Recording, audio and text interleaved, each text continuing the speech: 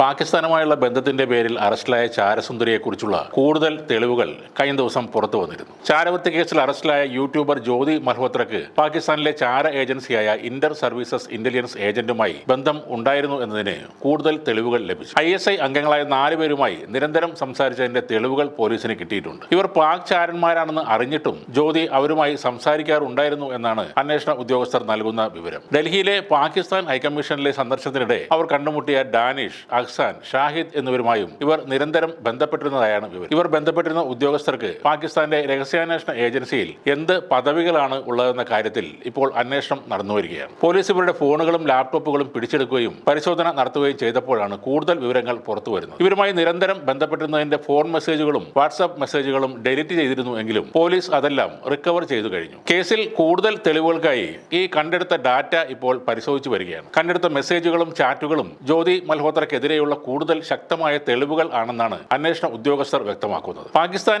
Intelligence ഉദ്യോഗസ്ഥരാണെന്ന് മനസ്സിലാക്കിയിട്ട് തന്നെയാണ് നിരന്തരം അവരുമായി സംസാരിച്ചിരുന്നതെന്ന് ഈ ചാറ്റുകളിൽ നിന്നും വളരെ വ്യക്തമാണെന്നും പോലീസ് പറയുന്നു. നേരത്തെ ജ്യോതി മൽഹോത്രയുടെ ആഡംബര യാത്രകളും വരുമാനത്തിന് ആനുപാതികമല്ലാത്ത അവരുടെ ചെലവിനെ കുറിച്ചും പോലീസ് അന്വേഷിച്ചിരുന്നു. അവരുടെ പണമിടപാട് അന്വേഷിക്കാൻ ഹരിയാന പോലീസ് കേന്ദ്ര ഏജൻസികളെ സമീപിക്കും. 26 പേരുടെ ജീവൻ അപഹരിച്ച പഹൽഗാം ഭീകരാക്രമണത്തിന് പ്രതികാരമായി ഇന്ത്യ നടത്തിയ ഓപ്പറേഷൻ സിന്ദൂറിന് ശേഷം ഒരാഴ്ച കഴിയുമ്പോഴാണ് ജ്യോതി മൽഹോത്ര അറസ്റ്റിലാകുന്നത്. 4 ലക്ഷം സബ്സ്ക്രൈബർമാരുള്ള ഈ യൂട്യൂബർ അടുത്തിടെ പാകിസ്ഥാനും ചൈനയും സന്ദർശിച്ചിരുന്നു. പാകിസ്ഥാനിൽ ജ്യോതി മൽഹോത്ര സന്ദർശനം നടത്തുന്ന സമയത്ത് AK-47 കയ്യിലേന്തിയ ആളുകൾ കാവൽ നിൽക്കുന്നതിന്റെ വിവരങ്ങളും ഇപ്പോൾ പുറത്തു വന്നിട്ടുണ്ട്. പാകിസ്ഥാൻ സന്ദർശിച്ച ഒരു സ്കോട്ടിഷ് യൂട്യൂബർ ലാഹോറിലുള്ള അനാർക്കലി ബസാർ സന്ദർശിക്കുമ്പോഴാണ് ഇവരെ കണ്ടുമുട്ടിയെന്നും ഇവരുടെ അവിടുത്തെ സുരക്ഷാ സംവിധാനം കണ്ട് ഞെട്ടിപ്പോയി എന്നുമാണ് പറയുന്നത്. ഇത് സംബന്ധിച്ച വാർത്തകൾ കഴിഞ്ഞ ദിവസം പുറത്തു വന്നിരുന്നു. 6 തോക്കുധാരികൾ ആണ് ജ്യോതി മൽഹോത്രയ്ക്ക് സുരക്ഷ ഒരുക്കിയിരുന്നത്. എന്നാൽ ഈ ആയുധധാരികളായ പുരുഷന്മാർ യൂണിഫോമിലായിരുന്നില്ല. പാകിസ്ഥാനിൽ ജ്യോതി മൽഹോത്രയ്ക്ക് ഇത്രയും VIP പരിഗണനയും സുരക്ഷയും ലഭിച്ചതിന്റെ കാരണം കൂടി അന്വേഷിക്കുകയാണ് പോലീസ് ഇപ്പോൾ. അതിനിടെ അറസ്റ്റിലായ ജ്യോതി മൽഹോത്രയെ 14 ദിവസത്തേക്ക് കൂടി